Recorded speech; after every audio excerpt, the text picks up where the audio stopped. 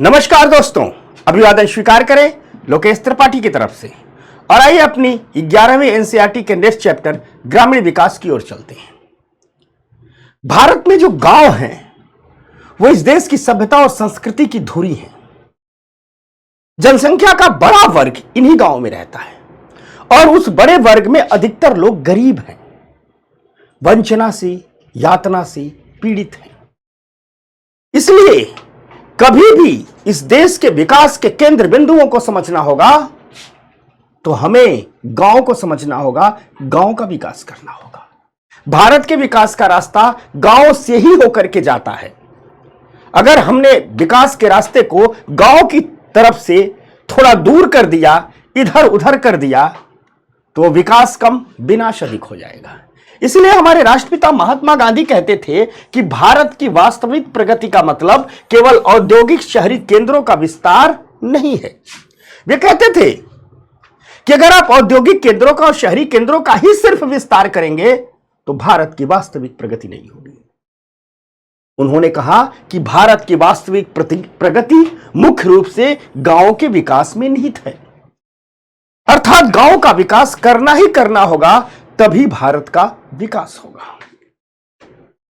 एक ऐसे विकास का मॉडल जो अपनी मुख्य धारा में गांव को नहीं समेटता है, वो विकास का मॉडल कभी भी भारत में टिकाऊ, अस्थायी हो ही नहीं सकता। अगर हम बात ग्रामीण विकास की करें तो ग्रामीण विकास का मतलब होता है गांव को एक जीवंत इकाई के रूप में होना। ग्रामीण विकास का एक कतई मतलब नहीं होता है कि गांव में सड़कें बना दिए, बिजली ला दिए, टेलीफोन लगा दिए, पेयजल लगा दिए, गांव का विकास हो गया। नहीं, गांव के विकास का यह एक पक्ष है कि इंफ्रास्ट्रक्चर लाना होगा, साथ ही साथ कुछ अन्य चीजों पर भी काम करना होगा। जैसे गांव में जितने भी वर्ग रहते हैं, जितने भी लोग रहते हैं, उनकी आर्थिक स्थितियों का अध्ययन करना होगा और उनको आर्थिक उत्पादकता से जोड़ना होगा। यानी हम कह सकते हैं कि गांव का विकास करना होगा तो एक साथ खेती का भी विकास करना होगा, किसानी का भी विकास करना होगा, गांव में गरीबी हटाने के लिए अलग से काम करना होगा, गांव में स्वास्थ्य की स्थितियां पैदा करनी होगी, शिक्षा की स्थितियां पैदा करनी होगी, गांव में इंफ्रा का विकास करना होगा, गांव में क्रेडिट चैनल, ऋण का चैनल लेकर के जाना होगा ताकि क्रेडिट प्रवाह सुनिश्चित हो। गांव में कृषि के अतिरिक्त अन्य गतिविधियां, विशेष करके आर्थिक गतिविधियां उत्पन्न करनी होगी ताकि खेती की कटाई और बुआई के बीच का जो मौसम है, उस बीच गांव के लोगों को रोजगार मिल सके। साथ साथ गांव से जुड़े हस्तशिल्प का भी विकास करना होगा ताकि किसान के पास, गांव के लोगों के पास कुछ अतिरिक्त आजीविका के स्रोत हैं। इसलिए जब हम बात करते हैं ग्रामीण विकास की तो हमें दिखता है कि ग्रामीण विकास के ढेर सारे पहलू होते हैं। एनसीईआरटी इन सभी पहलुओं को समझाने की कोशिश करती है, तो आइए थोड़ा इन पहलुओं को समझते हैं। गांव का जो विकास है वह व्यापक रूप से विभिन्न क्षेत्रों के विकास को समाहित करता है, व्यापक रूप से विभिन्न क्षेत्रों के विकास को समाहित करता है। जो समग्र ग्रामीण अर्थव्यवस्था के संदर्भ में पिछड़ रहे हैं, यानी वे सारे के सारे क्षेत्र जो ग्रामीण अर्थव्यवस्था से पिछड़ गए हैं, उन सभी क्षेत्रों का विकास करना ही ग्रामीण विकास है। अगर एक एक पर बात करें तो उनमें शामिल है मानव संसाधन का विकास, अर्थात गांव में साक्षरता पर काम करना होगा, विशेष करके महिला साक्षरता पर काम करना होगा, गांव में शिक्षा पर काम करना होगा, गांव में कौशल विकास पर काम करना होगा, गांव में स्वास्थ्य पर काम करना होगा, गांव में स्वच्छता पर काम करना होगा, गांव में भूमि सुधार को कठोरता से लागू करना होगा, गांव के प्रत्येक इलाके के उत्पादक संसाधनों का विकास करना होगा, गांव के बुनियादी ढांचे का विकास करना होगा, जैसे गांव में बिजली, सिंचाई, ऋण विपणन के चैनल, अर्थात ऐसी संस्थाएं बनानी होगी जो किसानों को कर्ज दें। गांव को परिवहन से जोड़ना होगा, परिवहन सुविधाओं का विकास करना होगा। साथ साथ गरीबी उन्मूलन के उपायों को भी गांव में तेजी से ले जाना होगा, क्योंकि जब तक हम गरीबी उन्मूलन के उपाय नहीं करेंगे, लक्षित गरीबी उन्मूलन के उपाय नहीं करेंगे, तब तक गांव के लोगों को गरीबी से हम बाहर नहीं निकाल पाएंगे। और यदि कोई भी डेवलपमेंट मॉडल अपने लोगों को गरीबी से बाहर नहीं निकाल पाता तो अपने आप फेल कर जाता है। इसलिए गांव में ये सारे काम करने के साथ साथ टारगेटेड गरीबी उन्मूलन के प्रोग्राम चलाने होंगे, लक्षित गरीबी उन्मूलन के प्रोग्राम चलाने होंगे, और इन सभी क्षेत्रों में हस्तक्षेप करके जो गांव की आबादी है, ग्रामीण आबादी है, ठीक, उसको उच्च उत्पादकता से जोड़ना होगा, गैर कृषि उत्पादक गतिविधियों से जोड़ना होगा, ताकि उनकी प्रोडक्टिविटी भी बढ़ जाए, खेती किसानी के अलावा अन्य आर्थिक गतिविधियां भी वो शुरू करें, और विभिन्न प्रकार की आर्थिक गतिविधियों का विविधीकरण भी करना होगा। यानी उनको पशुपालन से जोड़ना होगा, मुर्गी पालन से जोड़ना होगा, डेयरी फार्म से जोड़ना होगा, मछली पालन से जोड़ना होगा, हस्तशिल्प हथकरघा से जोड़ना होगा, अर्थात ढेर प्रकार की व्यवसायिक गतिविधियां उनको लेकर के जानी पड़ेगी। तभी जाके एक जीवंत इकाई के रूप में समग्र गांव का विकास होगा। यानी गांव का विकास सिर्फ गांव के इंफ्रास्ट्रक्चर के विकास से नहीं जुड़ा है, बल्कि गांव का विकास इतनी सारी चीजों के विकास से जुड़ा हुआ है। अब थोड़ा एक एक क्षेत्र की हम बात करते हैं। ग्रामीण क्षेत्रों में ऋण और विपणन पर चर्चा करनी बहुत जरूरी है, ठीक, क्योंकि ये जो ऋण जाल है ना, वो गांव को बड़े गहरे अंधेरे में धकेल देता है।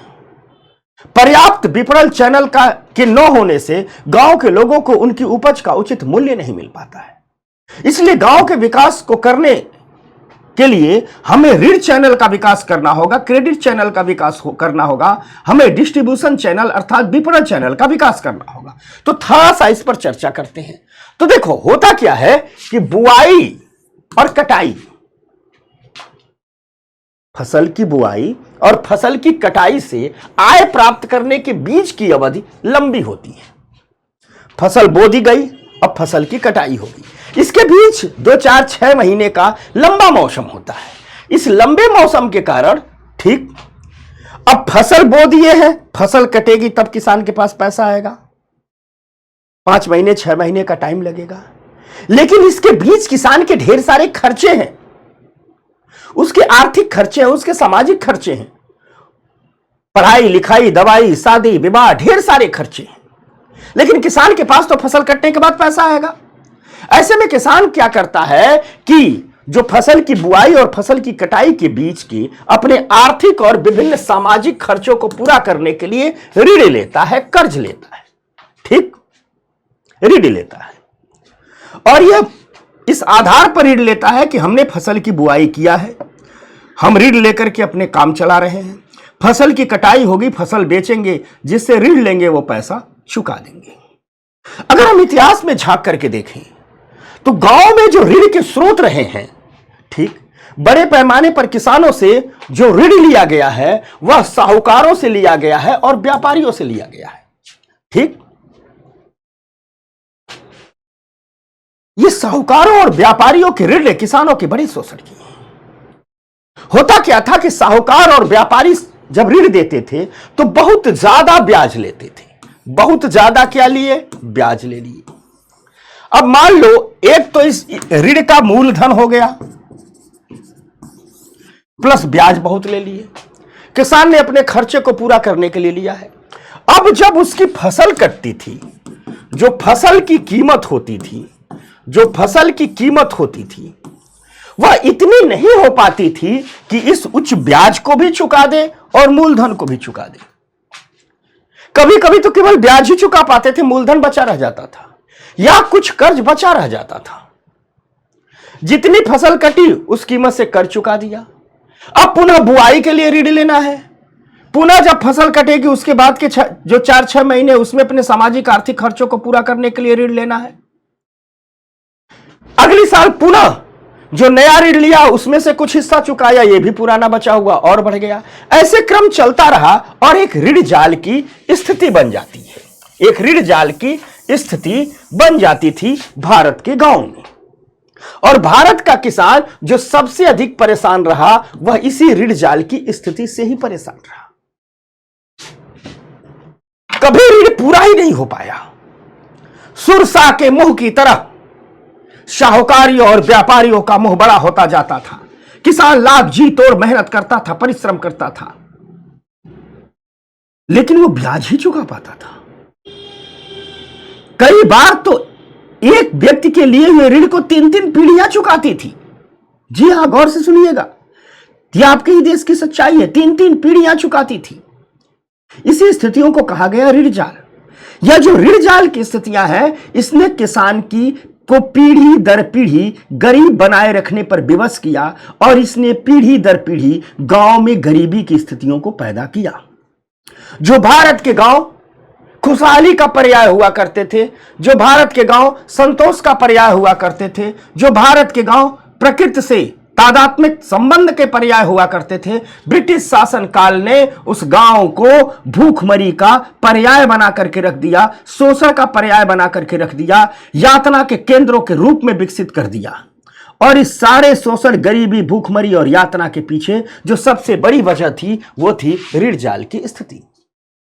जब देश आजाद हुआ तो देश ने कहा हम इस ऋण जाल की स्थिति को तोड़ेंगे और इसीलिए 1969 में बैंकों का राष्ट्रीयकरण किया गया और भारत में सामाजिक बैंकिंग की शुरुआत की गई। साथ साथ बहु एजेंसी दृष्टिकोण को अपनाया गया।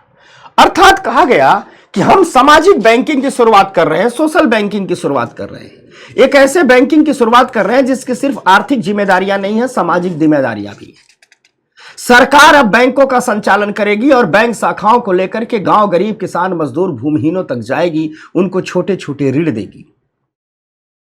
ऋण सिर्फ खेती किसानी के लिए ही नहीं देगी, बल्कि फसल की कटाई, फसल की बुआई से लेकर के फसल की कटाई के बीच की समयावधि के दौरान भी जो खर्चे हैं उनको भी, उनके लिए भी ऋण देगी।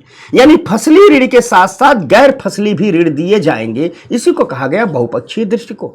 तो 1969 में सरकार ने सामाजिक बैंकिंग और बहु एजेंसी दृष्टिकोण के आधार पर काम करना शुरू किया।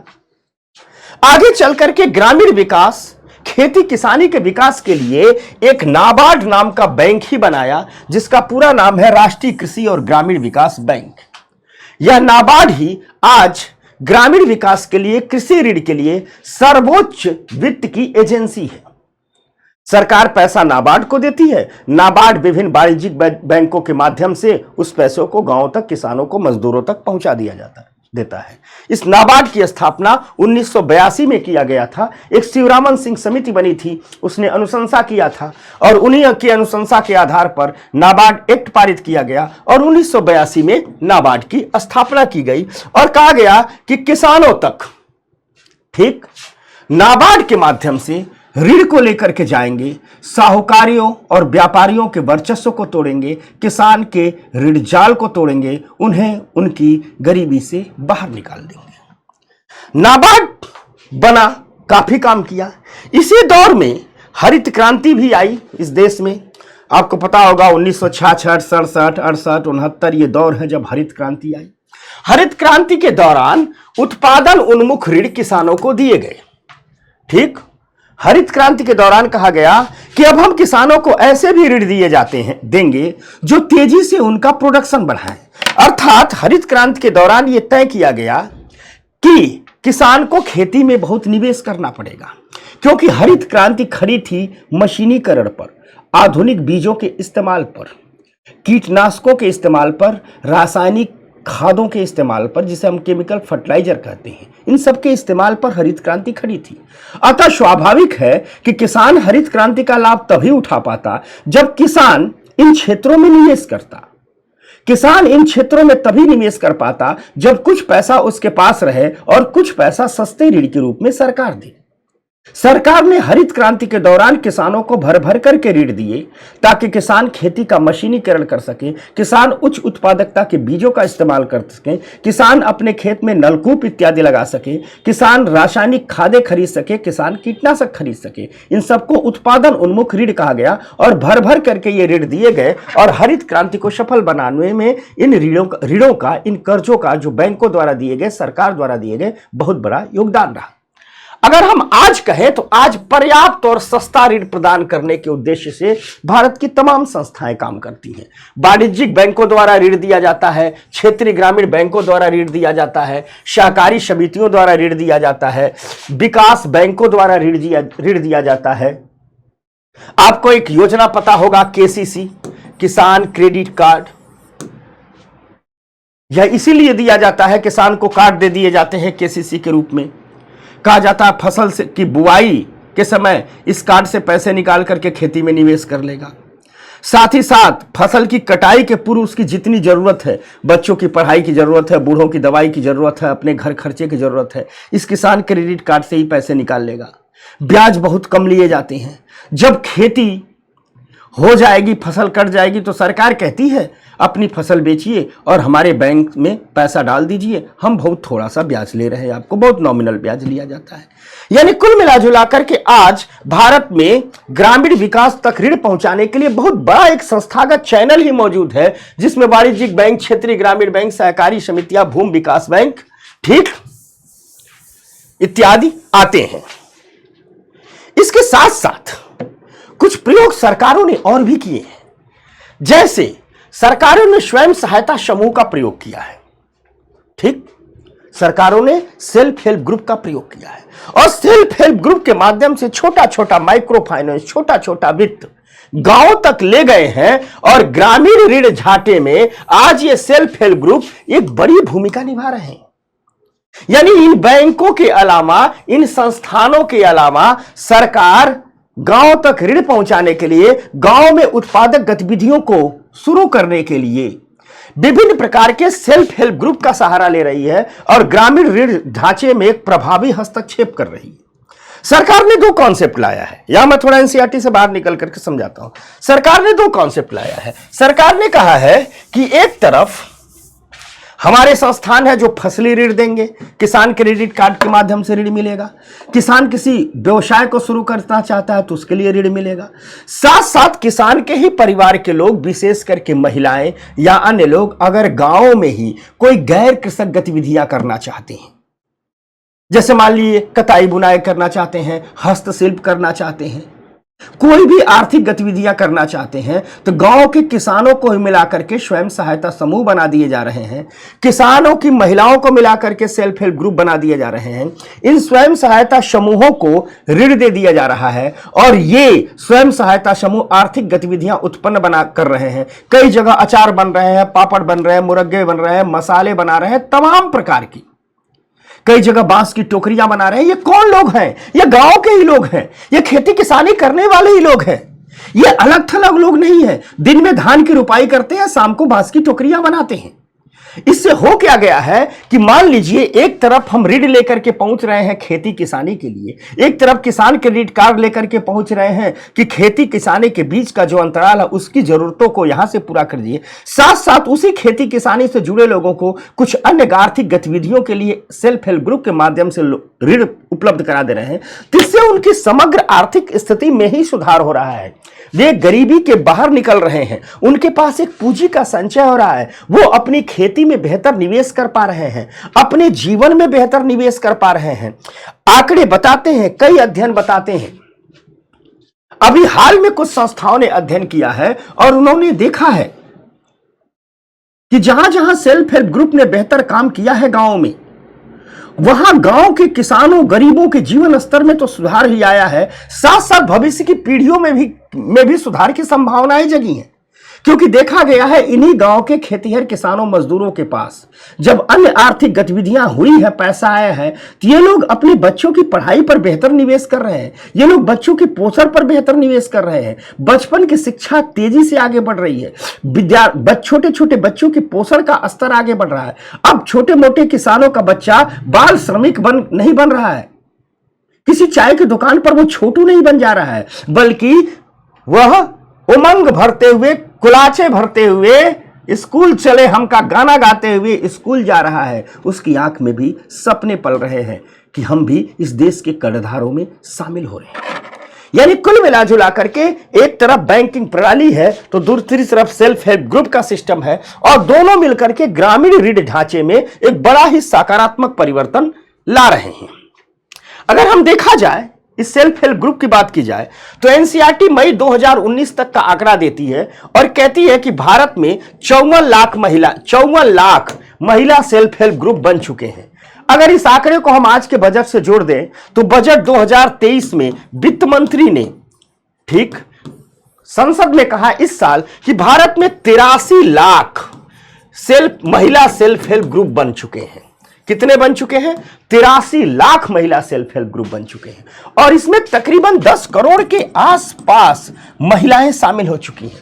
वित्त मंत्री का यह भी कहना है कि ये गांव के किसान की महिलाएं हैं। वित्त मंत्री का कहना है कि ये 83 लाख सेल्फ हेल्प ग्रुप को इन धीरे धीरे आपस में मर्ज करेंगे और इन्हें स्मॉल एमएसएमई में तब्दील कर देंगे। यानी ढेर सारा, मान लीजिए ये सेल्फ हेल्प ग्रुप है, ये मान लीजिए कुल 83 लाख, ये 83 लाख सेल्फ हेल्प ग्रुप है, 83 लाख सेल्फ हेल्प ग्रुप है। वित्त मंत्री, मैं आज के आंकड़े बता रहा हूं, एनसीईआरटी 2019 के आंकड़े लिख रही है, मैं आज के आंकड़े बता रहा हूं। वित्त मंत्री कह रहे हैं इस 83 लाख सेल्फ हेल्प ग्रुप को आपस में मिला करके ढेर सारा हम एमएसएमई बनाएंगे। ढेर सारा हम क्या करेंगे? एमएसएमई बनाएंगे। ढेर सारा हम एमएसएमई बनाएंगे। फिर इस एमएसएमई के लोगों को उचित स्किल करेंगे, इनको मार्केट के हिसाब से मार्केटिंग सिखाएंगे, ठीक, इन्हें डिस्ट्रीब्यूशन चैनल से जोड़ेंगे, ठीक, इन्हें डिस्ट्रीब्यूशन चैनल से जोड़ेंगे, इन तक लोन ले जाएंगे और धीरे धीरे यही एमएसएमई पूरे भारत के बाजार से जुड़ेंगे, उत्पादन से जुड़ेंगे और जल्द ही वो वक्त आएगा जब हम इस सेल्फ हेल्प ग्रुप की महिलाओं को हम इस एमएसएमई के माध्यम से महिला उद्यमी में तब्दील कर देंगे। महिला उद्यमी में तब्दील कर देंगे। अर्थात गांव की महिलाएं, किसान की महिलाएं, मजदूर की महिलाएं बहुत जल्दी भारत के नक्शे पर महिला उद्यमी के रूप में अवतरित होने वाली है। पूरी उम्मीद है हम इसमें सफल होंगे और अगर हम सफल हो गए तो ये महिला उद्यमी गांव का कायाकल्प तो करेंगे ही, भारत का भी कायाकल्प कर देंगी। तो कुल मिलाजुला करके अर्थात जो सेल्फ हेल्प ग्रुप का कॉन्सेप्ट आया है उसने गांव की आर्थिक स्थितियों में रूपांतरण के लिए क्रांतिकारी काम किए। इसके अलावा जो ऋण के अन्य चैनल है, जो बैंकिंग सिस्टम है, उसको भी श्रेय देना चाहिए कि वो भी काफी हद तक गांवों की स्थितियों तक पहुंचा है, किसानों की स्थितियों तक पहुंचा है, ठीक। साथ साथ सरकार ने कई माइक्रो क्रेडिट पर काम किया है। एक होता है क्रेडिट, एक होता है माइक्रो क्रेडिट। माइक्रो क्रेडिट का मतलब होता है, माइक्रो क्रेडिट प्रोग्राम का मतलब होता है कि छोटा छोटा ऋण देना, 10,000 रुपए का ऋण, 15,000 रुपए का ऋण, 20,000 रुपए का ऋण, और उसके लिए कोई संपत्ति गिरवी न रखवाना। तमाम प्रकार के माइक्रो क्रेडिट प्रोग्राम चलाया है। ये जो माइक्रो क्रेडिट प्रोग्राम चलाया है, ये बैंकों के भी माध्यम से चलाया है, सेल्फ हेल्प ग्रुप के भी माध्यम से चलाया है, साथ साथ कई माइक्रो फाइनेंस की संस्थाओं के माध्यम से भी माइक्रो क्रेडिट को चलाया है। इस माइक्रो क्रेडिट से हुआ है क्या कि किसान को जो छोटे छोटे कामों के लिए लोन नहीं मिलता था, अब माइक्रो क्रेडिट संस्थाएं किसान को छोटे छोटे कामों के लिए लोन उपलब्ध करा रही हैं और गरीबी में भी जो गरीब रहने वाले लोग थे उनकी भी जीवन की स्थितियों में सुधार आया है। मान लीजिए कोई किसान है, भूमिहीन किसान है, सिर्फ अपनी झोपड़ी है, दूसरे के खेत में मजदूरी करता है, उसको 20,000 का माइक्रो क्रेडिट मिल जा रहा है। वो बकरी पालन कर ले रहा है, 4-6 बकरियां पाल लिया, वो मुर्गी पालन कर ले रहा है, मुर्गियां पाल लिया, वो बत्तख पालन कर रहा है, बत्तख पालन कर लिया। ये छोटी छोटी चीजें परिणाम बहुत बड़ा देती हैं।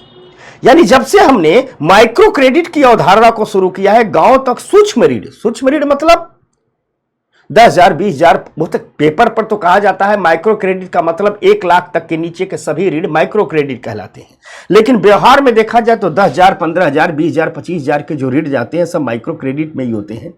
और इस माइक्रो क्रेडिट ने भी गांव की आर्थिक स्थिति में रूपांतरण के लिए बहुत मजेदार पहल की है। एक मामले का भी अध्ययन दिया गया है, एक एक्सपेरिमेंट का अध्ययन दिया गया है, इसको कोई लेना देना नहीं है आपको। आगे बढ़ते हैं। अब थोड़ी सा इस ग्रामीण बैंकिंग का, ठीक, जो ग्रामीण बैंकिंग है इसका मूल्यांकन करते हैं और इसके सकारात्मक प्रभाव पर चर्चा करते हैं। ग्रामीण बैंकिंग प्रणाली का मतलब होता है कि गांव तक बैंकों का जाना, बैंकिंग सुविधाओं का जाना। हमने पहले ही बताया, अभी पिछली स्लाइड में बताया कि भारत के वाणिज्यिक बैंक, क्षेत्रीय ग्रामीण बैंक, सहकारी समितियां, भूमि विकास बैंक, सेल्फ हेल्प ग्रुप और माइक्रो क्रेडिट, ये सभी गांव तक पहुंचे हैं, अपनी सेवाएं लेकर के गांव तक पहुंचे हैं, ठीक। इन सब का परिणाम यह हुआ है कि ग्रामीण बैंकिंग प्रणाली का विस्तार हुआ है। यानी गांव तक बैंकिंग सुविधाएं पहुंची हैं और ग्रामीण बैंकिंग प्रणाली के विस्तार के कारण जो उत्पादन आवश्यकताएं हैं उनको पूरा करने के लिए ऋण सुविधाएं उपलब्ध हुई है। यानी खेती किसानी में निवेश करने के लिए जो पैसा चाहिए था अब ग्रामीण भी बैंकिंग द्वारा ही वो उपलब्ध हो जा रहा है। किसान को साहूकार के यहां, व्यापारी के यहां नहीं जाना पड़ रहा है। इसके परिणाम ये निकल करके आए हैं कि अब गांव का व्यक्ति अपनी खेती किसानी में बेहतर निवेश कर पा रहा है और उसके कारण खेती के उत्पादन में वृद्धि हुई है और भारत को खाद्य सुरक्षा प्राप्त हुई है। आज हमारे अनाज गोदामों से आज हमारे गोदाम अनाजों से लबालब भरे हुए हैं।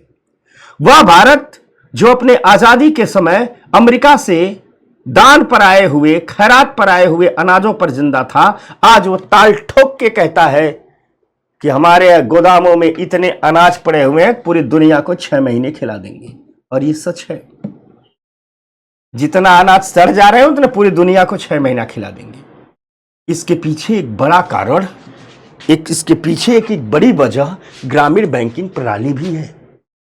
किसान खेत में खेती करने जा रहा है तो उसे विभिन्न स्रोतों से पैसा मिल रहा है, ऋण मिल रहा है, वो उत्पादन में निवेश कर रहा है, उत्पादन में वृद्धि हो रही है, इससे खाद्य सुरक्षा उपलब्ध हो रही है। ठीक, लेकिन इन सब के बावजूद थोड़ा सा ग्रामीण बैंकिंग प्रणाली में कुछ अंतराल भी हमें दिखते हैं। अंतराल ये दिखते हैं कि गांव में जो कर्ज बटा, सिर्फ वाणिज्यिक बैंक ही उस ऋण की वसूली कर पाए। अन्य संस्थाएं न तो बेहतर जमा राशियां जुटा पाई। यानी मान लीजिए होता क्या है कि ये कोई बैंक है, या गांव में जाता है तो दो काम होता है, छोटी छोटी बचत को लोग जमा करें और साथ साथ जरूरत पर ऋण ले एवं उस ऋण को चुकाएं भी, तभी यह चक्र बेहतर चलेगा। देखा गया कि वाणिज्यिक बैंकों को छोड़ करके, कमर्शियल बैंकों को छोड़ करके, चाहे वो क्षेत्रीय ग्रामीण बैंक रहे हो, चाहे सहकारी समितियां रही हो, चाहे भूमि विकास बैंक रहे हो, ये सारे के सारे लोग न तो जमा इकट्ठा कर पाए, न तो ऋण जो दिए उसकी पुनः वसूली कर पाए। इसका परिणाम यह हुआ कि गांव में उच्च ऋण चूक दर हुई है। तो आप कहोगे उच्च ऋण चूक दर के मतलब क्या होते हैं? उच्च ऋण चूक दर का मतलब होता है ग्रामीण लोगों से ऋण तो दे दिए, पुनः ऋण की वसूली नहीं कर पाए। यानी ग्रामीण अर्थव्यवस्था में बैंकों से पैसा जाता तो है, लेकिन वह पुनः बैंकों के पास लौट के नहीं आता है। इसका परिणाम होता है कि हमारे संस्थान लड़खड़ाने लगते हैं और दोबारा वो ऋण नहीं दे पाते। इस मामले में देखा जाए तो वाणिज्यिक बैंक तो कुछ हद तक वसूली कर लिए, लेकिन जो क्षेत्रीय ग्रामीण बैंक है, सहकारी समितियां, ये तो भारत में लड़खड़ा गई और उनके लड़खड़ाने की बड़ी वजह उच्च ऋण चूक दर ही हुई है। ठीक, तो एक तो पहलू है, अगर आलोचना किया जाए ग्रामीण बैंकिंग का तो 2-3 पहलू सामने आते हैं।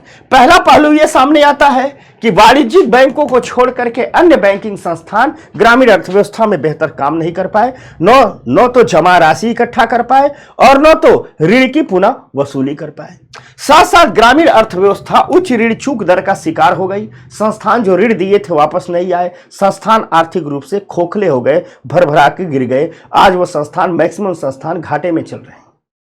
साथ ही साथ जब हम 1991 के सुधार लाए, ठीक, तो 1991 के सुधारों के बाद पूरे के पूरा फाइनेंशियल सेक्टर प्रॉफिट पर आकर के खड़ा हो गया, बैंकिंग सेक्टर भी प्रॉफिट पर आकर के खड़ा हो गया। अर्थात बैंकिंग संस्थान या पूरा फाइनेंशियल सेक्टर जो भी करता था उसके लिए तात्कालिक लाभ जरूरी थे, तुरंत उसे प्रॉफिट चाहिए था। इसके कारण हुआ क्या कि ग्रामीण बैंकिंग क्षेत्र में सुधारों से ध्यान हट गया। ग्रामीण बैंकिंग क्षेत्र में सुधारों से ध्यान सरकार का हट गया। यानी हम 1991 के सुधारों के बाद देखते हैं कि जितनी तेजी से ग्रामीण क्षेत्रों में बैंकिंग सेवाओं में सुधार होना चाहिए था, उतनी तेजी से नहीं हो पाया। बैंक अब अपने ऋण का बड़ा हिस्सा उन उत्पादक गतिविधियों की तरफ मोड़ दिए जहां से उनके ऋण की वसूली भी आसानी से हो जाए और ब्याज भी आसानी से मिल जाए। इसलिए अब गांव किसान मजदूरों को ऋण का एक बड़ा हिस्सा मिल ही नहीं पाता है। तो ये रहा ग्रामीण बैंकिंग, उसके सकारात्मक पक्ष भी, उसकी आलोचनाएं भी। अब थोड़ा सा हम कृषि बाजार प्रणाली की बातचीत करते हैं। थोड़ा सा कृषि बाजार प्रणाली की बातचीत करते हैं। अगर कृषि बाजार प्रणाली की कुछ समस्याओं की बात की जाए तो सीधी सीधी आप लोग देखे भी होंगे, किसानों से खरीदारी करते वक्त व्यापारियों द्वारा उपज की गलत तुलाई की जाती है। 1 क्विंटल रहेगा तो कहेंगे 90 किलो ही है। साथ साथ उनके खाते में भी हेराफेरी की जाती है। किसान को प्रचलित बाजार मूल्यों के बारे में जानकारी नहीं होती है। आज टमाटर 200 रुपये किलो बिक रहा है शहरों में, लेकिन भारत के गांव में कई ऐसे चौक चौराहे होंगे जहां टमाटर 20 रुपये किलो बिक रहा होगा। ठीक, किसान को जानकारी नहीं होती है और इस जानकारी के अभाव के कारण कम कीमतों पर उन्हें जबरन अपनी वस्तुएं बेचनी पड़ती है। हिमाचल में सेव खूब फरे, हिमाचल में सेव का दाम सस्ता हो गया, लेकिन उसमें दिल्ली में नहीं सस्ता होता। गोभी का सीजन आया, जाड़े का सीजन आया, 5 रुपये किलो गोभी बिकने लगी, लेकिन वही गोभी गांव के चौराहे पर बिकती है 5 रुपया किलो, खेत के किसान में बिकती है 5 रुपये किलो, शहर में आकर के 80 रुपये किलो हो जाती है। तो ढेर सारे इंफ्रा का अभाव रहा है गांवों में, प्रचलित कीमतों के बारे में जानकारी नहीं है, किसानों की जो मोल भाव करने की ताकत कम है। और इससे होता क्या है कि शहरी वर्ग जो अत्यधिक कीमतें चुकाता है उसका लाभ खेती किसानी को नहीं मिल पाता है। बहुत पीड़ा नहीं होगी जब गोभी 80 रुपया किलो बिके और किसान के खेत में भी गोभी 50 रुपया किलो बिके। मान लीजिए किसान अपने खेत में 50 रुपये किलो गोभी बिक रहा है और शहर में 80 रुपये किलो बिक रही है, तो एक लाभ किसान को भी तो मिल रहा है। पीड़ादायक बिंदु यह है, किसान तो बेचता है 5 ही रुपया किलो, यहां बिकती है 80 रुपये किलो। जिसने सिर्फ व्यापार किया वो प्रति किलो 70 रुपये कमा लिया, और किसान ने जो 5 रुपये किलो बेचा है उसमें उसका प्रॉफिट कहां है? उसके श्रम और लागत को जोड़ दिया जाए तो कोई प्रॉफिट नहीं है। इसलिए कहा जा रहा है कि भारत में खेती किसानी सिर्फ जीवन निर्वाह का मुद्दा बनते जा रही है। भारत का किसान किसानी छोड़ रहा है। अभी 2 साल पहले यूपीएससी में यह सवाल भी आया था कि भारत का किसान किसानी छोड़ रहा है। सच में है, हम उस देश में हैं जहां कहा जाता था कि किसान अन्नदाता है। आज भी कहा जाता है, नारों में तो यही भी कहा जाता है। यह भी कहा गया है तमाम लोगों द्वारा, और सच भी है, कि खेती किसानी सिर्फ रोटी और कपड़े का उत्पादन नहीं करती है, बल्कि खेती किसानी सभ्यता और संस्कृतियों का उत्पादन करती है। ये जो लोकसभाएं चलती है ना, ये जो राज्यसभाएं चलती है ना, ये अदालतों में जो मिलाट चिल्लाते हैं ना, जस्टिस जस्टिस जस्टिस जस्टिस चिल्लाते रहते हैं ना, सीमाओं पर जो हमारी सेनाएं तैनात है ना, पूरा का पूरा मिडिल क्लास अपने शोरूम में बैठ करके टेलीविजन का चैनल बदल बदल करके मनोरंजन प्रोग्राम देखते रहता है ना, नेताजी भाषण करते रहते हैं, सब कुछ चलता रहता है।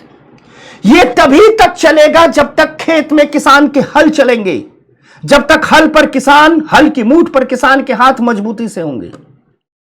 जिस दिन खेती किसानी लड़खड़ाई, पूरी सभ्यता और संस्कृति लड़खड़ा जाएगी। इसलिए याद रखिएगा, खेती किसानी सिर्फ रोटी और कपड़े का उत्पादन नहीं है। जितनी भी व्यवस्थाएं, जितनी भी संस्थाएं दिखती है, उसकी जड़ में खेती किसानी है। अनाज है तो सब कुछ ठीक से चल रहा है। लेकिन बड़ी दुखद की स्थितियां हैं। हम उस देश में रह रहे हैं जो खेती और किसानी से भाग रहा है। आप लोग गौर कीजिएगा, आप लोग बीए करके पास होकर के निकल रहे हैं, यूपीएससी की तैयारी करने आए हैं। कितने दोस्त मिले जिन्होंने कहा कि हम ग्रेजुएशन कर रहे हैं, ग्रेजुएशन के बाद खेती किसानी करेंगे। कितने ऐसे विद्यार्थी मिले जिन्होंने कहा कि हम आईआईटी जा रहे हैं, बीटेक कर रहे हैं, हम आईआईएम जा रहे हैं, बीए कर रहे हैं, लेकिन उसके बाद खेती किसानी करेंगे। ऑस्ट्रेलिया में ऐसे किसान मिलते हैं, अमेरिका में ऐसे लोग मिलते हैं जो ऑक्सफोर्ड में आते हैं, पीएचडी कर रहे हैं इकोनॉमिक्स से, लेकिन कहते हैं ये तो हम ज्ञान के लिए कर रहे हैं, करेंगे तो खेती किसानी, क्योंकि उनके यहां खेती प्रॉफिट का बिजनेस है। हमारे यहां खेती प्रॉफिट का बिजनेस नहीं है। तमाम दिक्कतें हैं, तमाम असुविधाएं हैं। किसान को कीमतों की जानकारी नहीं है, गांव में भंडारण सुविधाओं का अभाव है। अब मान लीजिए कोई मिर्च उत्पादन करने वाला किसान है, मिर्च उत्पादित कर लिया, अपने गांव के चौक चौराहे पर बेचने गया है और मिर्च के व्यापारी आपस में संगठन बना लिए है कि हम 20 रुपया किलो ही खरीदेंगे, तो उस किसान की मजबूरी है। अगर बगल में उसके कोल्ड स्टोरेज रहता तो उसमें 4 दिन रख देता, कहता जब सही रेट मिलेगा तब बेचेंगे। लेकिन कोल्ड स्टोरेज नहीं है, बार्गेनिंग पावर नहीं है। मिर्च ऐसी चीज नहीं है कि कहेगा कि चलो 10 दिन रख लेते हो, सूख जाएगा, सड़ जाएगा। और यह भी नहीं कर सकता चलो आज मिर्च खा के ही पूरा परिवार काम चला लेंगे, ये भी नहीं हो सकता। उसकी मजबूरी हो जाती है बेचना। अर्थात दिक्कत क्या है कि इंफॉर्मेशन का उसके पास अभाव है, उसके पास वैकल्पिक बाजार मॉडल नहीं है। जो बाजार है उसी में बेचना है, किसी भी कीमत पर बेच देना। साथ साथ उसके पास अपने फल, सब्जियों, अनाजों के भंडारण की व्यवस्था नहीं है, कोल्ड स्टोरेज, वेयर हाउसेस का अभाव है। इन सबका सम्मिलित परिणाम यह हो गया है कि किसान को बेहतर कीमतें नहीं मिल रही हैं, कि पूरी कृषि बाजार प्रणाली में शोषण के तत्व मौजूद थे। और यही वजह है कि आजादी के बाद सरकार ने यह मुद्दा बनाया, तय किया कि हम पूरे के पूरे कृषि बाजार प्रणाली में हस्तक्षेप करेंगे। सरकार ने जो हस्तक्षेप किया, जो सुधारात्मक उपाय किए, अब थोड़ा उन पर चर्चा करते हैं। ठीक, सबसे पहला जो सुधारात्मक उपाय किया सरकार ने, बाजारों का विनियमन किया, बाजारों का रेगुलेशन किया। इसके तहत थोड़ी हम आगे बढ़ के बात समझाते हैं। सरकार ने विभिन्न प्रकार के कृषि बाजारों की स्थापना की, कृषि बाजारों की स्थापना की। ठीक, जिसे उस समय कहा गया market yard, market yard, market yard या सॉरी मार्केट यार्ड, जिसे उस समय कहा गया मार्केट यार्ड और सब यार्ड, सब यार्ड। ये आजादी के बाद की मैं बात बता रहा हूं। सरकार ने कहा हम खुद कृषि बाजारों की स्थापना करेंगे। पूरे के पूरे भारत के जितने जिले थे सब में कृषि बाजारों की स्थापना की गई। जहां बड़े बाजार बनाए गए उन्हें मार्केट यार्ड कहा गया, और जहां जहां छोटे बाजार बनाए गए, जैसे मान लो एक जिले में कस्बे भी होते हैं, ठीक, उन छोटे बाजारों को सब यार्ड कहा गया।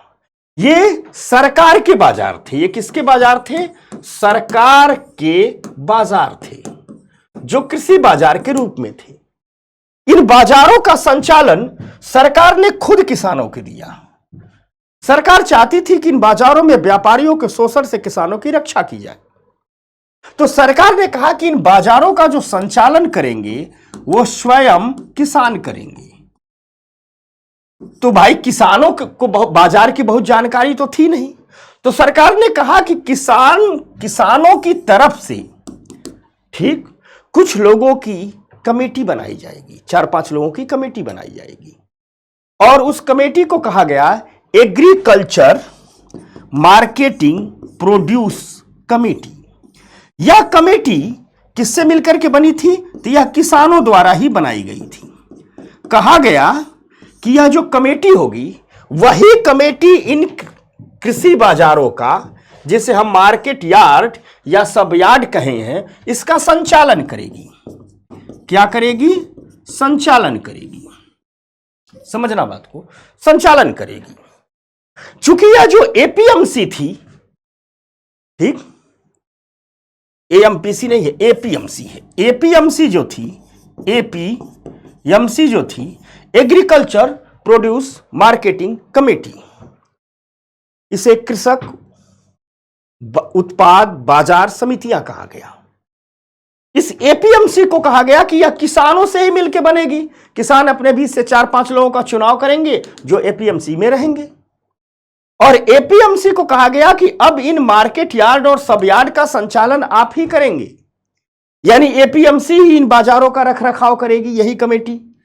एपीएमसी इन बाजारों का नियम बनाएगी, या सरकार जो नियम बना के देगी उसका संचालन करवाएगी। साथ साथ जब किसान अपनी उपज इन बाजारों में बेचने आएगा, अपना अनाज बेचने आएगा, तो व्यापारियों से जो मोल भाव करना होगा वह किसानों की यह समिति ही करेगी।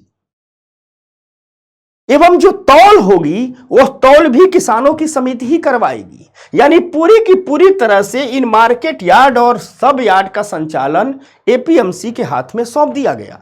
और इसीलिए मार्केट यार्ड और सब यार्ड एपीएमसी की मंडियां कहलाने लगी, एपीएमसी की मंडी कहलाने लगी।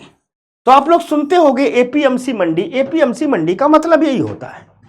इन बाजारों के रेगुलेशन में सरकार ने एक काम तो ये किया, दूसरा काम सरकार ने एक नियम बना दिया कि किसान की जो कृषि की उपज होगी, विशेष करके जो अनाज होंगे, वह किसान इन्हीं में बेचेगा, यानी इसी मार्केट यार्ड और सब यार्ड में बेचेगा, इसी एपीएमसी की मंडियों में बेचेगा, इसके बाहर नहीं बेचेगा। पहली बात। दूसरी बात, व्यापारियों से भी कह दिया गया कि आप किसान की उपज खरीदेंगे तो हमेशा इन मंडियों में ही खरीदेंगे। किसान के खेत में जाकर के, किसान के खलिहान में जाकर के उसकी उपज नहीं खरीदेंगे। यह सब काम इसलिए किया गया क्योंकि होता क्या था कि व्यापारी किसान के खेत में पहुंचते थे, खलिहान में पहुंचते थे, सस्ती कीमत पर खरीद लेते थे। दूसरा काम यह होता था कि किसान जिस साहूकार से कर्ज लिया होता था, जो किसान की फसल कटती, वह साहूकार अपना एक व्यापारी लेकर के पहुंच जाता और कम रेट में ही खरीदवा लेता और कहता ये तो हमारा सिर्फ ब्याज हुआ, मूलधन अभी बाकी है।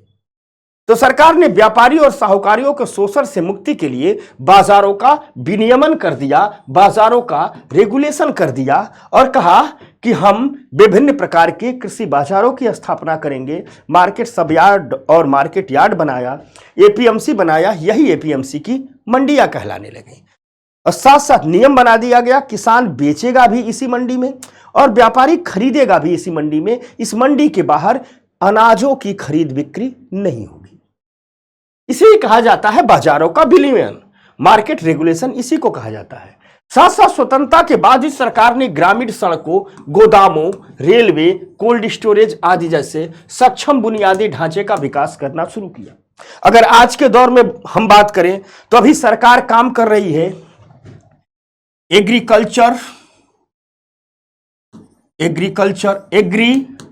मार्केटिंग फंड बनाया है सरकार ने, एग्री मार्केटिंग फंड बनाया है। इस फंड में सरकार ढेर सारा पैसा डाल रही है, ठीक, और इससे ढेर सारे मार्केट इंफ्रास्ट्रक्चर का विकास कर रही है, बेहतर बाजारों का विकास कर रही है। साथ साथ अभी सरकार ने रूरल इंफ्रा फंड बनाया है। इस रूरल इंफ्रा फंड के तहत सरकार गांव में विशेष करके वेयर हाउस का निर्माण कर रही है, यानी गोदामों का निर्माण कर रही है। सरकार कोल्ड स्टोरेज का निर्माण कर रही है, साथ ही साथ सरकार ने यह भी देखा है कि जो पहले की एपीएमसी मंडियां थी, वो समय के हिसाब से उनका ढांचा बिगड़ गया है। तो सरकार नए किस्म के मार्केट की भी स्थापना कर रही है। एक है e NAM electronic national agriculture market. इसमें सरकार क्या कर रही है कि जितनी भी देश में एपीएमसी की मंडियां हैं, जो हमने अभी पहले बनाया था, सभी एपीएमसी की मंडियां हैं, जितनी भी एपीएमसी की मंडियां हैं, सभी एपीएमसी की मंडियों को ठीक आपस में क्या किया है, जोड़ दिया है।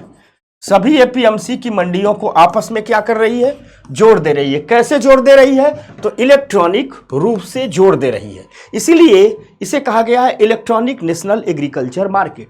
देश की सभी मंडियां जुड़ जाएंगी तो एक राष्ट्रीय कृषि बाजार बन जाएगा। व्यवस्था ऐसी लाई जा रही है, जब हम आपको टेक्स्ट बुक पढ़ाएंगे, जब एग्रीकल्चर पढ़ाएंगे तो इन सब के बारे में बहुत विस्तार से बात करेंगे। व्यवस्था ये लाई जा रही है कि पूरे देश में कहीं बैठा किसान इस मंडी में बैठा है, पता चले ये केरल की मंडी है, और सामान बेच दिया अपना लखनऊ के व्यापारी को, ठीक, लखनऊ के व्यापारी को, लखनऊ का व्यापारी उड़ीसा के व्यापारी को बेच दिया। अर्थात जो सुधारात्मक उपाय किए जा रहे हैं, तो एक तरफ स्वतंत्रता के बाद जो किए गए, अब हाईटेक बाजार बनाई जा रही है, देश में कोल्ड स्टोरेज का विकास किया जा रहा है, गोदामों का विकास किया जा रहा है, कृषि के लिए ढेर सारे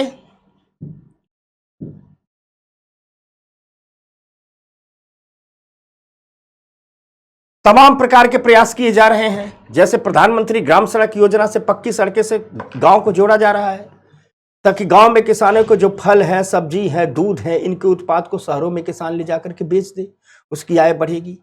अरे भैया मान लीजिए एक किसान है, खेती कर रहा है, 2 गाय ही पाला हुआ है और बस सड़क ही नहीं है, तो गाय का दूध उस शहर में कस्बे में बेचने कैसे जाएगा? पर बरसात का दिन है, पानी भर गया, जा ही नहीं पा रहा है। अपने फल सब्जियां लेकर कैसे जाएगा? अपने अनाज लेकर के कैसे जाएगा? तो इसलिए गांव में सड़कों के निर्माण पर काम बहुत किया जा रहा है। किसान की उपज के बेहतर मूल्य प्राप्त करने के लिए सहकारी विपणन पर ध्यान दिया जा रहा है। कोऑपरेटिव मार्केटिंग भी की जा रही है। सहकारी संस्थाएं खुद मिलकर के किसानों के लिए बेहतर बाजार तलाश रही हैं, बिक्री कर रही हैं। आपने सुना होगा एमएसपी, न्यूनतम समर्थन मूल्य। यह भी मार्केट में सरकार द्वारा किया गया एक हस्तक्षेप है। सरकार हर फसलों की एमएसपी घोषित करती है। तकरीबन 22 फसलें हैं जिनकी एमएसपी घोषित करती है। सरकारी रेट पर खरीदारी करती है। बुआई के समय घोषित कर देती है और फसल कटाई हो जाती है तो खरीदारी करती है। गेहूं और धान की बहुत बृहद रूप से खरीदारी की जाती है। इस एमएसपी से क्या हो रहा है? एमएसपी से क्या हो रहा है? यानी सरकार कह रही है कि देखो, एक रेट पर तो हम खुद ही खरीद ले रहे हैं। तो जब कोई व्यापारी किसान के पास आएगा, कहेगा गेहूं 20 रुपया किलो दो, तो किसान क्या कहेगा कि भैया 23 रुपये किलो तो एमएसपी है, सरकार ने दे दी है, तो हम 3 रुपये अधिक बढ़ा के सरकार को नहीं बेच देंगे। तुम 23 से अधिक देना चाहते हो, 2 हम बेच देंगे। इससे क्या हुआ? किसान को उसकी उपज का उचित मूल्य मिलने लगा है। व्यापारियों को शोषण से वो बच रहा है। एवं भारत का जो खाद्य निगम है, गेहूं और चावल के बफर स्टॉक का रखाव करता है। Food corporation of India FCI जो एमएसपी पर गेहूं चावल खरीदा जाता है उसको गोदामों में रखता है, रख रखाव करता है और पुनः पीडीएस के माध्यम से, पब्लिक डिस्ट्रीब्यूशन सिस्टम के माध्यम से खाद्यान्न और चीनी का वितरण किया जाता है। अब देखते होंगे कि लोगों को सस्ते अनाज दिए जाते हैं, सरकारी राशन पर अनाज दिए जाते हैं। ये सब किस लिए किया जाता है? ताकि गांव से गरीबी को मार के भगा दें। जो गांव का गरीब से गरीब व्यक्ति भी है, भोजन की चिंता ना रहे, तभी तो अपने गरीबी के जाल को तोड़ेगा। आप हाईटेक गांव बना दीजिएगा, किसान गरीब रहेगा, तो हाईटेक गांव किस काम का? इसलिए सिर्फ हाईटेक गांव ही नहीं बनाना है, तमाम नीतिगत हस्तक्षेप करने हैं कि वो किसान भी गरीबी से बाहर निकले। अमीर किसान है, बड़ा किसान है, अनाज की कोई दिक्कत नहीं, लेकिन उसी गांव में भूमिहीन किसान भी है, भूमिहीन मजदूर भी है। इतनी मजदूरी नहीं मिलती है कि वो बाजार की कीमत पर अनाज खरीद करके खा सके, भूखे मर जाएगा। इसलिए सरकार कहती है उन भूमिहीनों, उन गरीबों के लिए हम सस्ते मुफ्त में अनाज लेकर के जा रहे हैं। पूरे कोरोना मुफ्त अनाज बिका है और जो पैसे पर भी अनाज बिकता है वो प्रतीकात्मक रहता है। 1 रुपया, 2 रुपया, 3 रुपया किलो चावल, मोटे अनाज इत्यादि मिलते हैं। तो पीडीएस के माध्यम से ये किया जाता है ताकि ग्रामीण गरीबी को कम किया जाए। हां, ये सच है कि सरकार ने तमाम हस्तक्षेप किए हैं और इन हस्तक्षेपों के बावजूद भी ग्रामीण अर्थव्यवस्था में आज भी साहूकार, ग्रामीण राजनीतिक जो अभिजात वर्ग है, बड़े व्यापारी, अमीर किसान हावी हैं और छोटे किसानों को जितना उनका उचित हक मिलना चाहिए मिल नहीं पा रहा है। कई जगह इसकी शिकायतें आ रही हैं। इसीलिए कुछ हमारे पास वैकल्पिक विपणन चैनल भी उभर करके आए हैं। तेजी से कुछ उभरते वैकल्पिक विपणन चैनल भी हैं। सरकार जो कर रही है पीडीएस सिस्टम, ये एमएसपी सिस्टम, ये पीएमसी की मंडियां, इनके विकल्प के रूप में कुछ राज्यों ने प्रयोग किया, ठीक। और जो राज्यों ने प्रयोग किया, कुछ नए किस्म की बाजार व्यवस्थाएं लेकर के आए। कहा गया परंपरागत चैनल से अलग हटके हैं। कई जगह ऐसे बाजार बनाए गए हैं जहां किसान सीधे अपनी उपज उपभोक्ताओं को बेचते हैं। व्यापारी बीच में नहीं, उपभोक्ता बीच में सीधे आ गया है। मंडी लगी हुई, आपको गेहूं खरीदना है, चावल खरीदना है, धान खरीदना है, दाल खरीदना है, सीधे वहीं से जा खरीदिए। अगर फूड प्रोसेसिंग की इंडस्ट्री वाला कोई कंपनी वाला है, वो भी आकर के खरीदे। यानी किसान और उपभोक्ता को आमने सामने ले आकर के खड़ा कर दिया गया है और ऐसी बाजारों में देखा गया कि ये बाजारें बेहतर कीमत दिलवा पा रही हैं कृषि उपज की, जैसे, और इनसे किसानों की आय में वृद्धि भी हो रही है। जैसे एक मार्केट है अपनी मंडी, या पंजाब और हरियाणा में और राजस्थान में बहुत लोकप्रिय हो रहा है। यह भी विपणन का एक वैकल्पिक चैनल है। हडसर मंडी पुणे में है। रायथू बाजार या आंध्र प्रदेश और तेलंगाना में सब्जी और फल का बाजार है और सब्जी और फल के व्यापारियों को इस रायथू बाजार, सब्जी और फल उत्पादक किसानों को इस रायथू बाजार में बड़ी उचित कीमत मिल रही है। WTO तक ने इस रायथू बाजारों की सराहना की है। साथ साथ यह भी देखा गया है कि वर्तमान देश में कई राष्ट्रीय और बहुराष्ट्रीय फास्ट फूड श्रृंखलाएं हैं। कई ऐसी कंपनियां हैं जो फास्ट फूड का बिजनेस करती हैं। उनको भारी मात्रा में आलू चाहिए, भारी मात्रा में मिर्च चाहिए, भारी मात्रा में टमाटर चाहिए, भारी मात्रा में फल चाहिए।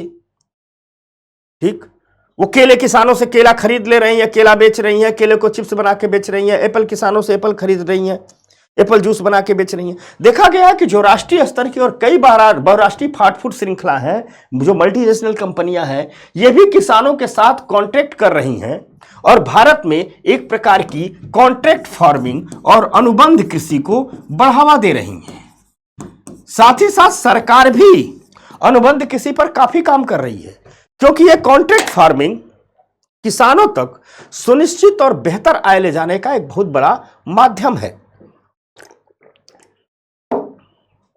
इसके तहत कंपनियां आती हैं, गांव के किसानों से कॉन्ट्रैक्ट कर लेती हैं कि चलिए भैया, हमारे लिए आप किसी चीज का उत्पादन कीजिए। किसान और कंपनियों के बीच पूरे गांव के किसानों में एक ही साथ कॉन्ट्रैक्ट कर लेती हैं, बातचीत हो जाती है, रेट तय हो जाता है, एडवांस पेमेंट कर देती हैं। दोनों इसी मूल्य पर सहमति जता लेते हैं कि फसल कटने के बाद किसान इसी मूल्य पर सारी उपज बेचेगा और कंपनियां कहती हैं हम सारी उपज खरीद लेंगे। किसान को पहले से ही पैसा मिल जाता है, कुछ एडवांस पेमेंट मिल जाता है। साथ साथ कंपनियां किसानों को तमाम तकनीकी सहायता भी देती है, तमाम सलाहकारी सेवाएं भी देती हैं।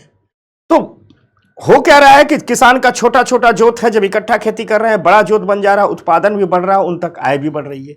धीरे धीरे ये कॉन्ट्रैक्ट फार्मिंग भी काफी तेजी से विकसित हो रही है और यह भी ग्रामीण गरीबी को दूर करने का एक उपकरण बन जा रही है, ग्रामीण विकास का एक बहुत सशक्त माध्यम बन जा रही है। साथ ही साथ गांव में जो उत्पादक गतिविधियां हैं, उनका तमाम विविधीकरण भी किया जा रहा है। अर्थात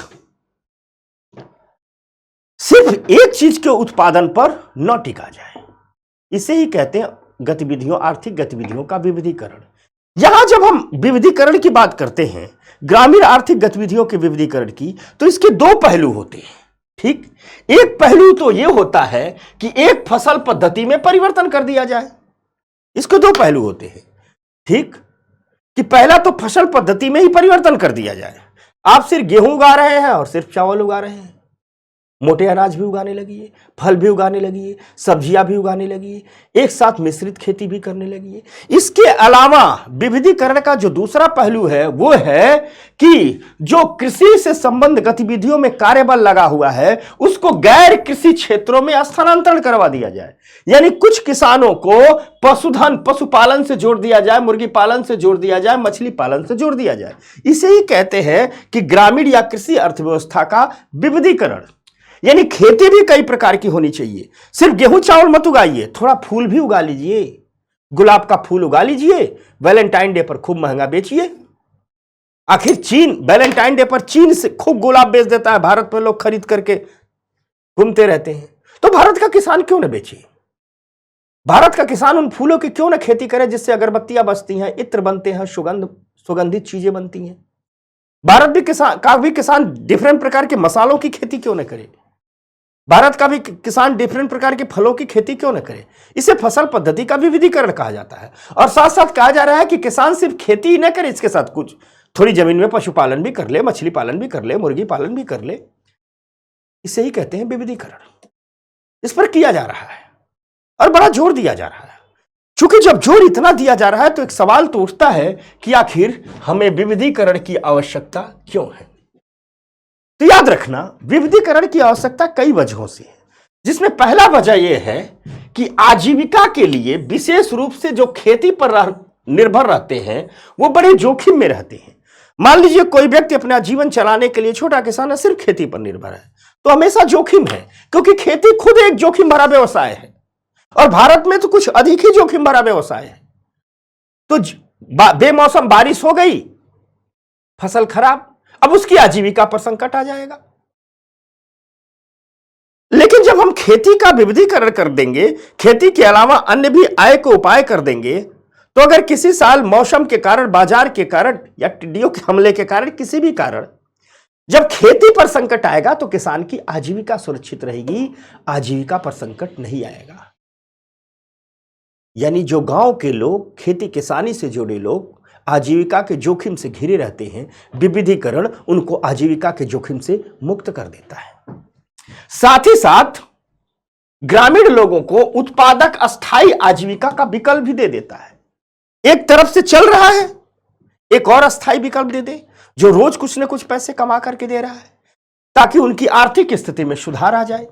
एवं देखा गया है कि कई ऐसे सीमित सिंचाई सुविधाओं वाले क्षेत्र हैं जहां सिंचाई साधनों का पर्याप्त विकास नहीं हुआ है, उनमें जो गैर मानसून का मौसम आता है, उस गैर मानसून के मौसम में वे बेचारे बेरोजगार हो जाते हैं। लेकिन जब हम ग्रामीण अर्थव्यवस्था का विविधीकरण कर देंगे, खेती किसानी का विविधीकरण कर देंगे, तो गैर मानसून मौसम में भी इन्हें वैकल्पिक सार्थक रोजगार मिल जाएगा। और गरीबी और अन्य क्लेशों को दूर करने के लिए अस्थायी रोजगार का होना बहुत जरूरी है। याद रखना, गांव में जो गरीबी है, गांव में जो सामाजिक अशांति है, पारिवारिक अशांति है, एक एक व्यक्ति के जीवन में जो हिंसा, तनाव और नशाखोरी है, उसकी एक बड़ी वजह उनकी गरीबी भी है। अगर उनको अस्थायी रोजगार दे देंगे, एक सुनिश्चित आय उपलब्ध करा देंगे, तो काफी हद तक हम ग्रामीण अशांति से भी मुक्त हो सकते हैं।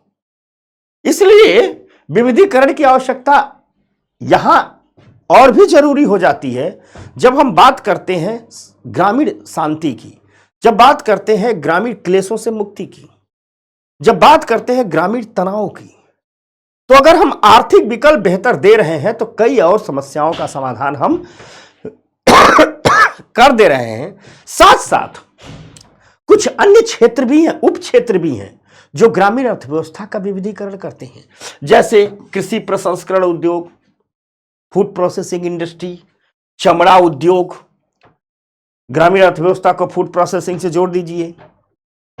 आलू उत्पादन करने वाला किसान आलू का चिप्स भी बना रहा है, आंवला उत्पादन करने वाला किसान आंवले का जूस भी बना रहा है। और मान लीजिए ये दोनों किसान नहीं बना रहा है तो कोई व्यापारी ही आकर के अगर गांव में बना रहा है तो आंवला किसान से ही तो खरीदेगा, और जो इंडस्ट्री लगाएगा उसमें काम करने के लिए रूप में उस किसान को ही तो रखेगा, उसके ही भाई बंधुओं को तो रखेगा, उन्हीं गांव के लोगों को रखेगा। तो गांव के मजदूरों को गांव में ही क्या मिल जाएगा? रोजगार मिल जाएगा। इसी प्रकार चमड़ा उद्योग का विकास किया जा रहा है, एक रूरल पर्यटन का विकास किया जा रहा है, ग्रामीण पर्यटन का विकास किया जा रहा है। ढेर सारे लोग हैं जो काम की तलाश में, आजीविका की तलाश में गांव से शहरों में चले गए, अपनी जड़ों से कट गए।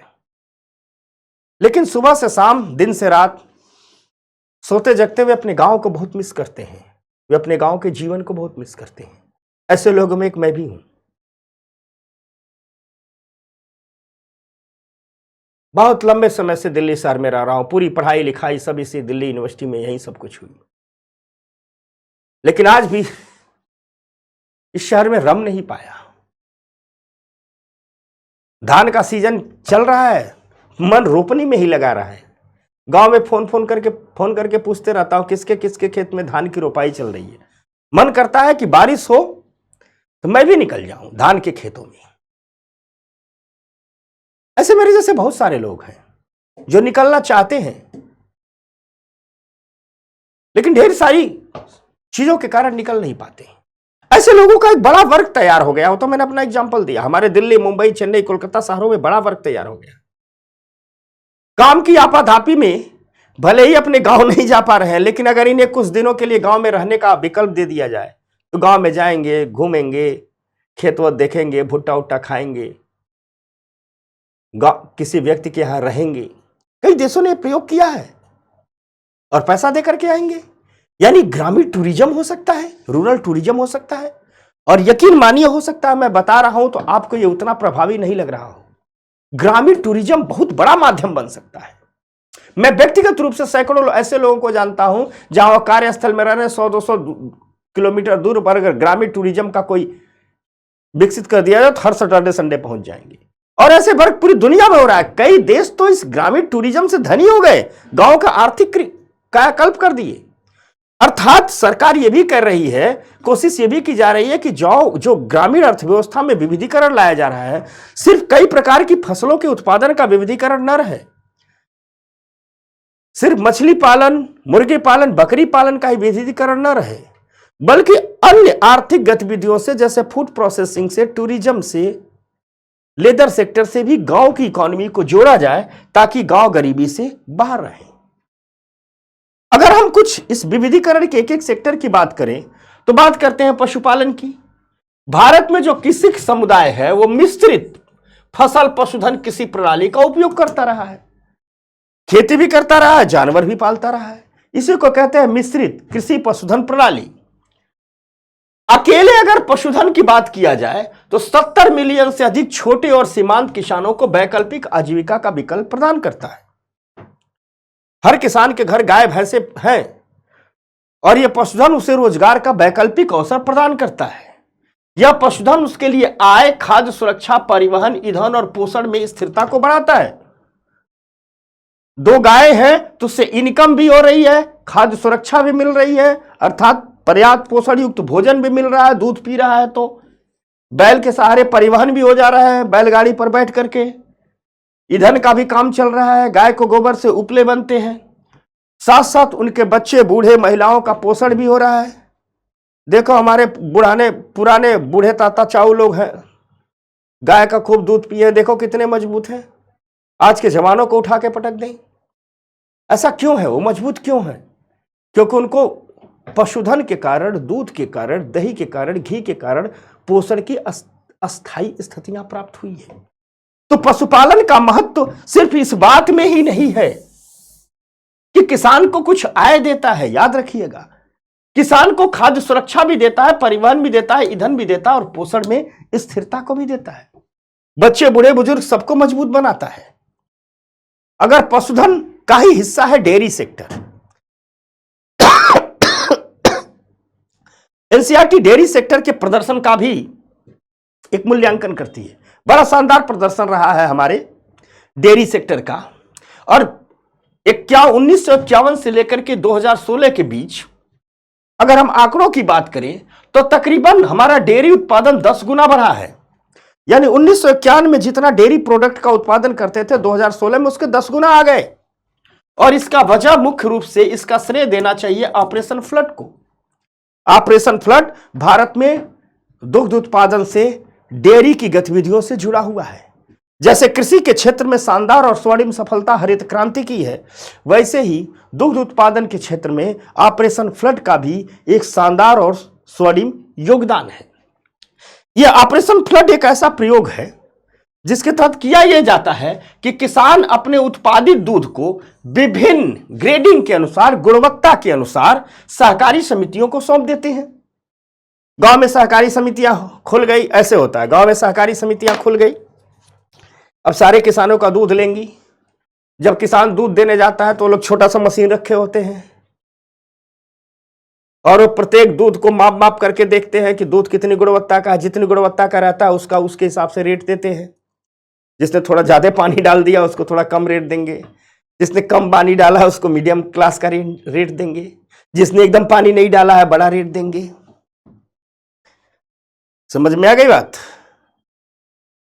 और उसके बाद ये सहकारी समितियां क्या करती हैं, शहरों में ले जाकर सहकारी समितियां क्या करती हैं, दूध इकट्ठा कर लिया, फिर इन सहकारी समितियों के प्लांट होते हैं, अपने प्लांट में उस दूध को ले जाती हैं, दूध से फिल्टर करेंगी, कुछ पनीर बना देंगी, कुछ दही बना देंगी, कुछ बटर बना देंगी और शेष दूध को दूध के रूप में मार्केट में सप्लाई कर देंगी।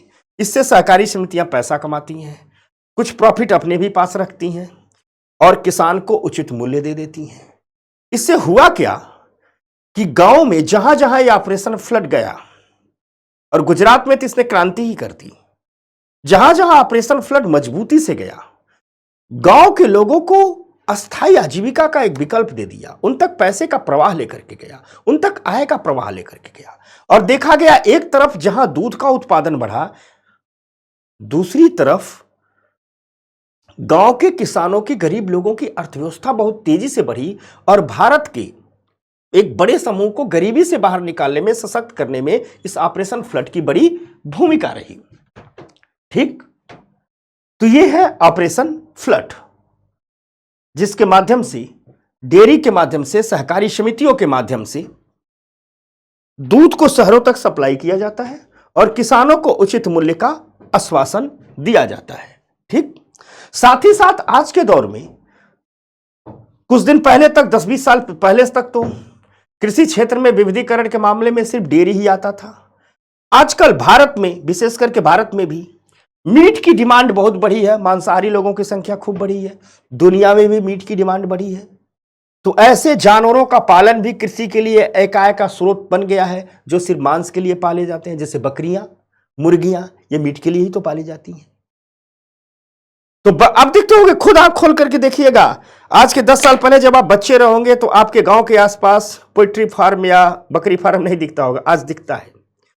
तो ये मांस उद्योग हुआ, अंडा उद्योग हुआ, उन उद्योग हुआ, भेड़ पालन किया जाता है। इन वस्तुओं की बड़ी डिमांड हुई है। मीट की डिमांड तेजी से मार्केट में बढ़ रही है, अंडे की डिमांड तेजी से मार्केट में बढ़ रही है, उनकी डिमांड तेजी से मार्केट में बढ़ रही है। और इस डिमांड ने भी कृषि क्षेत्र के विविधीकरण में एक फोर्स का काम किया है, एक बल का काम किया है। अब जब मीट की डिमांड है तो ढेर सारे लोग बकरी पालन करेंगे। ठीक। अंडे की डिमांड है तो ढेर सारे लोग पोल्ट्री फार्म खोलेंगे। उनकी डिमांड है तो ढेर सारे लोग भेड़ इत्यादि पालेंगे, उन बेचेंगे। फाइनली पैसा गांव में ही तो जा रहा है और यही तो करना है। ग्रामीण अर्थव्यवस्था के हर सेक्टर को खोल देना है। अगर हमने खोल दिया तो हमारे गांव जीवंत हो उठेंगे। हमारे गांव गरीबी के चिन्ह नहीं बन के रह जाएंगे, गरीबी के निशान बन के नहीं रह जाएंगे, या अभी अमीरी के द्वीप बन जाएंगे। और अर्थव्यवस्था के सिद्धांत कहते हैं कि दुनिया में कोई ऐसी चीज नहीं है जिसका उपयोग न किया जा सके, इस्तेमाल न किया जा सके, बेचा न जा सके। इसलिए जब अर्थव्यवस्था को पढ़िए तो जीवंत रूप से पढ़िए। और जो ये मैं एक बात और बता दे रहा हूं, मैं जो आपकी इकोनॉमी की क्लास ले रहा हूं उसको मैं जीवंत करने की कोशिश करता हूं, क्योंकि यूपीएससी में जो एनसीईआरटी का उपयोग करना है, ऐसे ही करना है, रट्टा नहीं मारना है। मैं आपको स्लाइड्स नहीं पढ़ाता हूं, ये तो आपके सेटिस्फेक्शन के लिए रखता हूं। एनसीईआरटी पर रहते हुए भी उसको खोलना है। समझ में आ गई बात? और इसी तरह से एग्जाम में लिखना है। तो कुल मिलाजुला करके बात यह है कि कहा गया है, एक अर्थशास्त्री ने लिखा है और ये सच भी है, कि जिस दिन हम गांव के गोबर के लिए भी बाजार तैयार कर देंगे, ग्रामीण गरीबी अपने आप मिट जाएगी। गांव में जो सबसे ऐसी चीज माना जाता है जिसका कोई इस्तेमाल नहीं है, उसे कहते हैं गांव का गोबर, गांव का घूरा। घूरा समझते हो ना? जहां लोग अपने कूड़ा करकट गोबर ओबर रखते हैं। कहा जाता है जिस दिन बाजार में इसकी भी डिमांड तैयार कर देंगे, ग्रामीण गरीबी मिट जाएगी। और यह सच है। अमेजन पर सर्च करना, काऊ डंग केक सर्च करो, आपको आ जाएगा। 70 रुपये, 75 रुपये, 80 रुपये में गाय का जो गोबर का हम लोग उपला बनाते हैं वो बिक रहा है।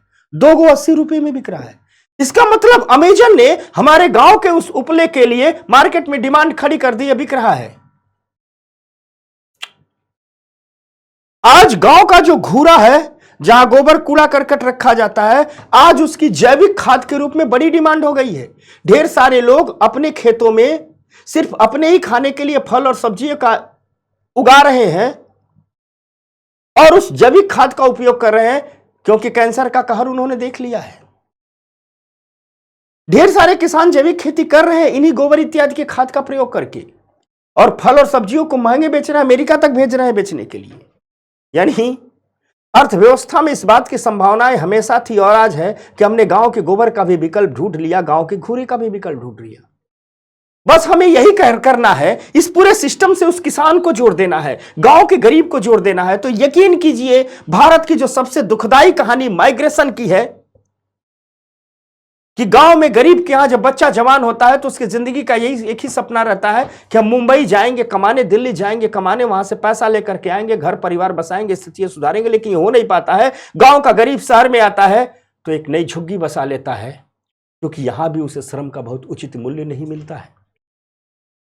यानी गांव से चला था अमीर होने, शहर में आकर के कुछ नहीं हुआ। बस गांव में था तो राशन कार्ड में ग्रामीण गरीब के रूप में दर्ज था, शहर में आया तो शहरी गरीब के रूप में दर्ज हो गया। तो हमें विविधीकरण का तात्पर्य आया है कि बहुत सारी संभावनाएं हैं और सबको खोल देना है।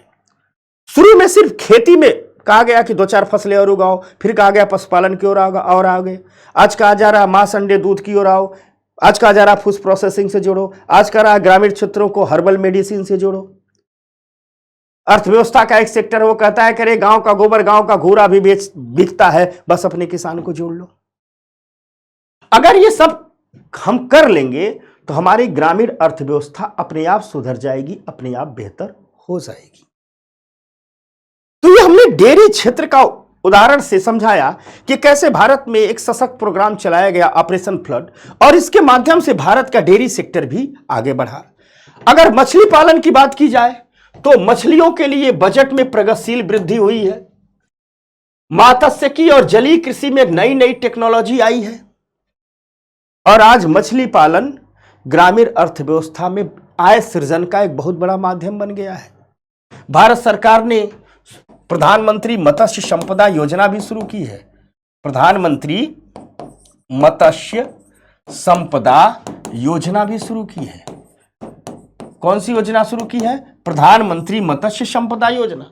इसके तहत मछली पालन करने वालों को कम ब्याज पर, ठीक, लो इंटरेस्ट पर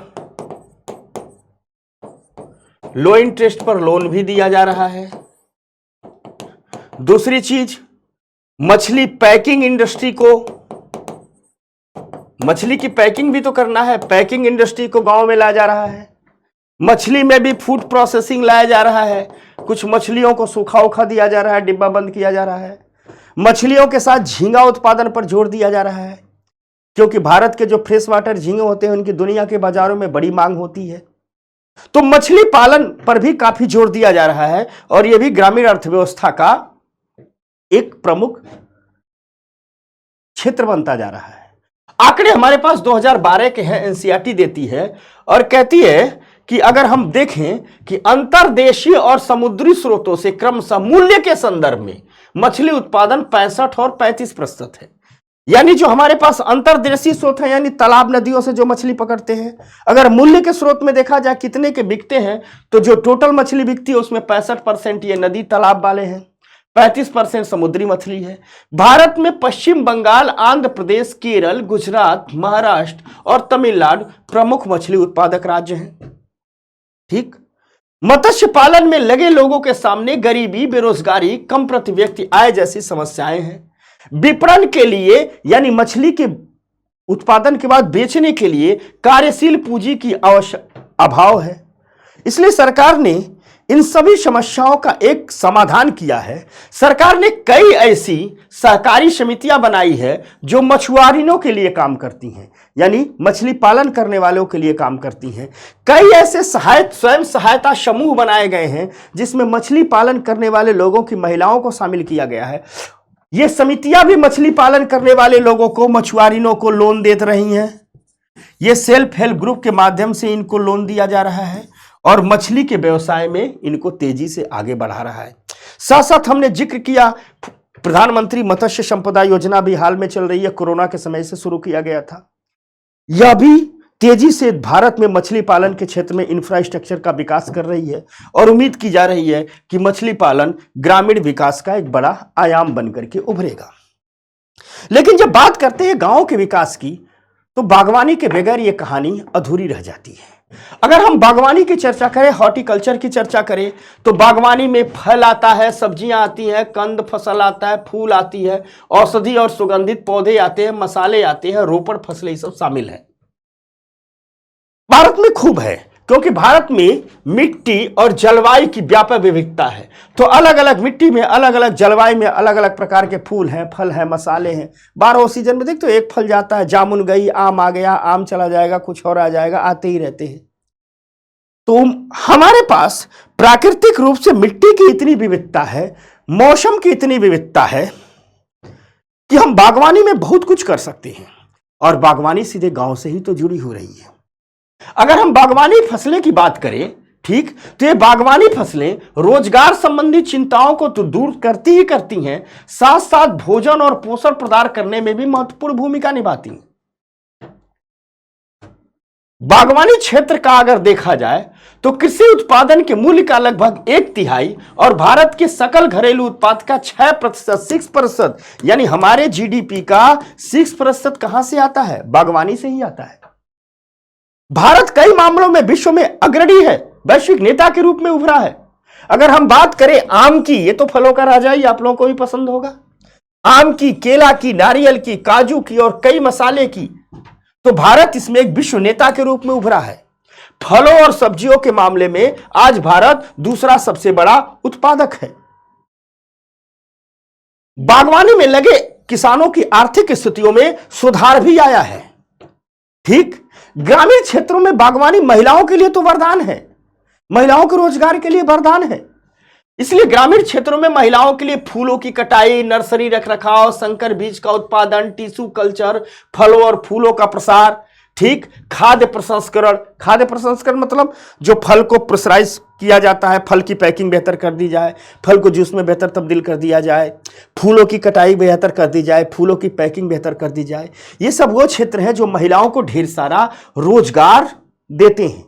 इसलिए सरकार ने कहा है कि हम बागवानी का विकास करेंगे, बागवानी को और मजबूत करेंगे। बागवानी में असीम संभावनाएं छुपी हुई है। इसके लिए सरकार बागवानी की अर्थव्यवस्था में भूमिका बढ़ाना चाहती है, तो बागवानी से जुड़े क्षेत्रों में बिजली दे रही है, कोल्ड स्टोरेज सिस्टम का विकास कर रही है, मार्केटिंग लिंकेज का विकास कर रही है, लघु प्रसंस्करण इकाई, छोटे छोटे प्रोसेसिंग यूनिट्स का विकास कर रही है, प्रौद्योगिकी में सुधार कर रही है, बागवानी से जुड़े हुए क्षेत्रों में बुनियादी ढांचे का निवेश कर रही है। और इन सबको करने के लिए अभी सरकार ने एक मिशन ही शुरू कर दिया है, जिसे कहते हैं नेशनल हॉर्टिकल्चर मिशन या राष्ट्रीय बागवानी मिशन। ये क्या हो गया? जिसे कहते हैं राष्ट्रीय बागवानी मिशन, राष्ट्रीय बागवानी मिशन। तो सरकार ने राष्ट्रीय बागवानी मिशन भी शुरू किया है ताकि बागवानी को एक सशक्त बनाया जा रहा है। साथ साथ कुछ आजीविका के अन्य विकल्प भी ढूंढे जा रहे हैं, जैसे सूचना प्रौद्योगिकी का इस्तेमाल करके खाद्य सुरक्षा, मौसम भेद्यता के जो क्षेत्र हैं उनमें बेहतर मैनेजमेंट किया जा सकता है। पहले से ही मौसम की भविष्यवाणी कर करके ग्रामीण क्षेत्रों में लोगों को सजग किया जा सकता है। उनकी फसलों को, उनके पशुधन को बचाया जा सकता है, उनके नुकसान को कम किया जा सकता है। और अगर ये सब काम कर दें तो सच तो ये है कि भारत के ग्रामीण क्षेत्रों में कई नए अवसर पैदा करने की क्षमता है। और जिन गांवों को कहा जाता है कि पिछड़ गए, वे गांव ही भारत के विकास के इंजन के रूप में तब्दील हो जाएंगे, वही भारत के विकास को आगे बढ़ा देंगे। ये बातें रही ग्रामीण विकास की। इसके साथ साथ एक अन्य पहलू पर भी चर्चा आजकल हो रही है, सतत विकास और जैविक खेती की। ग्रामीण विकास से बड़ा भावुकता सा मुद्दा है इस सतत विकास का। हुआ क्या कि हमने गांवों का विकास तो किया, खेती का विकास तो किया, किसानी का विकास तो किया, लेकिन इस प्रक्रिया में बहुत ज्यादा मिट्टी का पॉल्यूशन कर दिया, मिट्टी की सेहत को बहुत खराब कर दिया, पानी को बहुत ज्यादा पॉल्यूटेड किया गया। और एक बात याद रखिएगा, मिट्टी की सेहत और हमारी सेहत एक दूसरे से कटी नहीं है, एक दूसरे से जुड़ी है।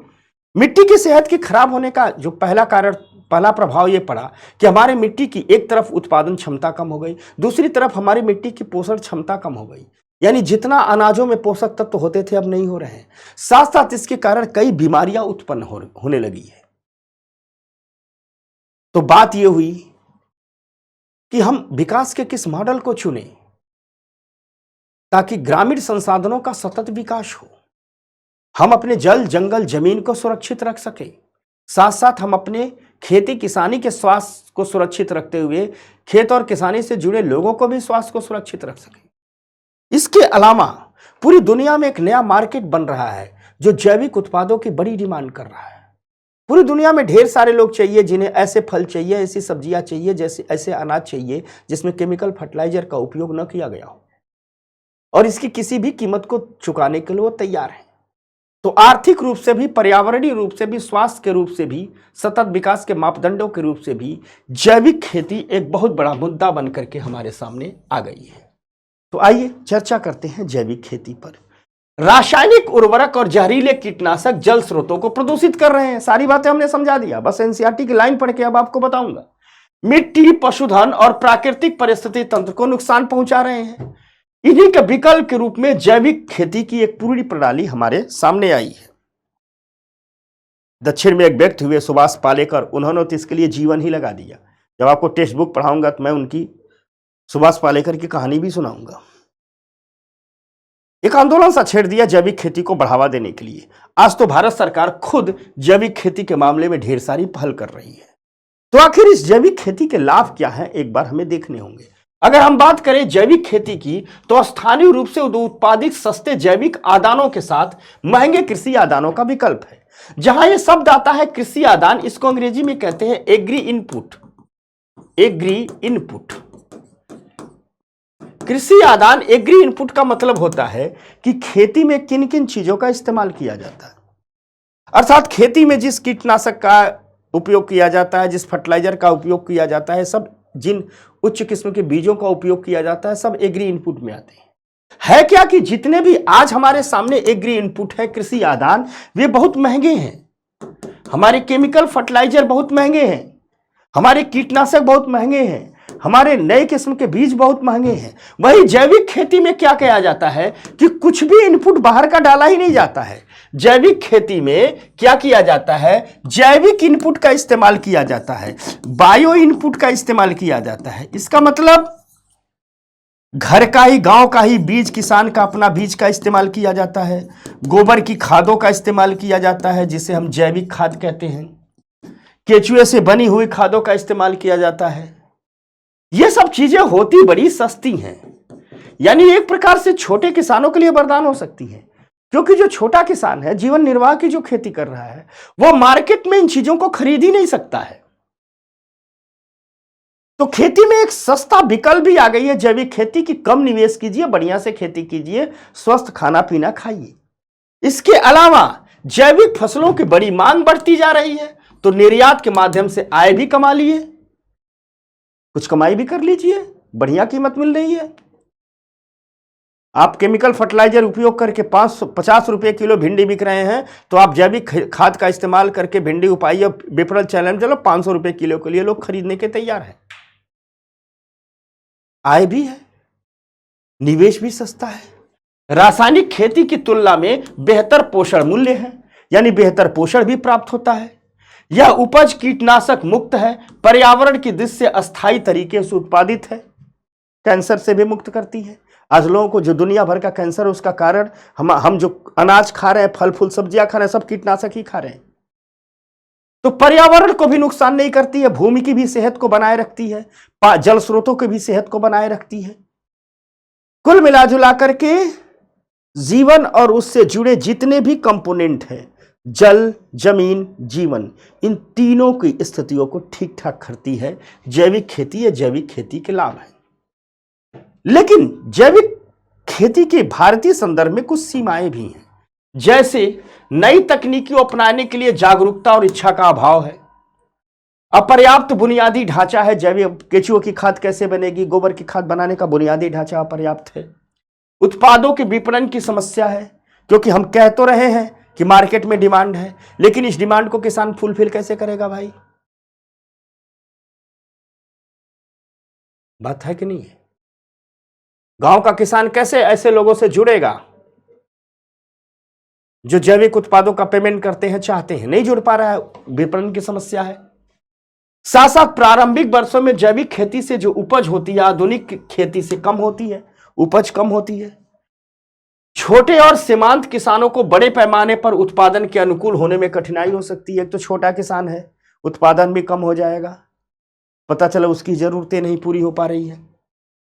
एवं एक दिक्कत और है, जैविक उत्पादों में अधिक दाग धब्बे भी हो सकते हैं, और स्प्रे किए गए उत्पादों की तुलना में इनकी सेल्फ लाइफ कम भी हो सकती है, तो मार्केट में लोग खरीदते भी नहीं है। याद रखना, सेव खरीदने जाना, जो जितना चिकना सेव है उतना खराब है स्वास्थ्य के लिए, जो जितना दाग धब्बे वाला सेव उतना बढ़िया, लेकिन बच्चे कहां खरीदते हैं। साथ साथ जैविक उत्पाद, कुछ भी केमिकल नहीं डाला गया तो मार्केट में जल्दी खराब भी हो जाते हैं, 2 दिन नहीं बिके तो खराब हो जाएंगे। साथ साथ बेमौसमी फसलों के उत्पादन का विकल्प ये नहीं हो सकते।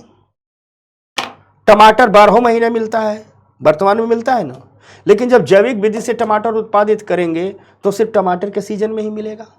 तो बेमौसमी फसलों के विकल्प नहीं हो सकते। ये सभी जैविक खेती की समस्याएं हैं, लेकिन इन समस्याओं के बावजूद जैविक खेती एक आकर्षक विकल्प बन के उभर रही है।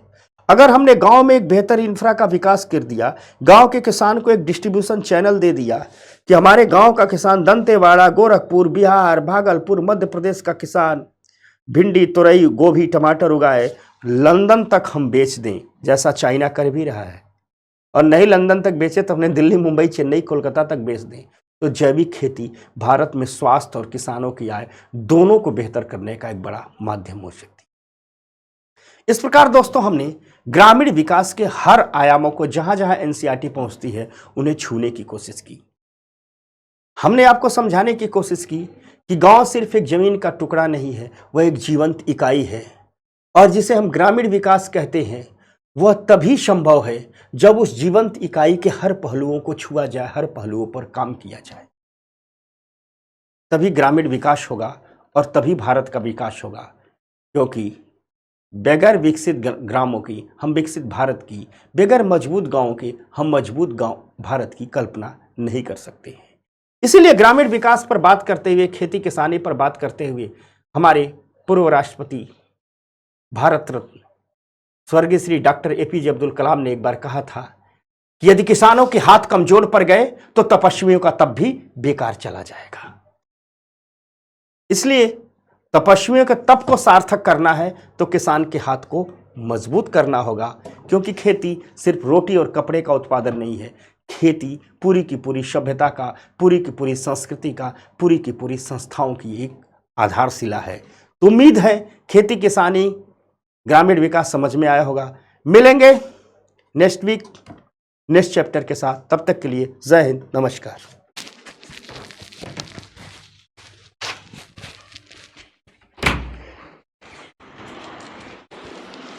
Okay, sir.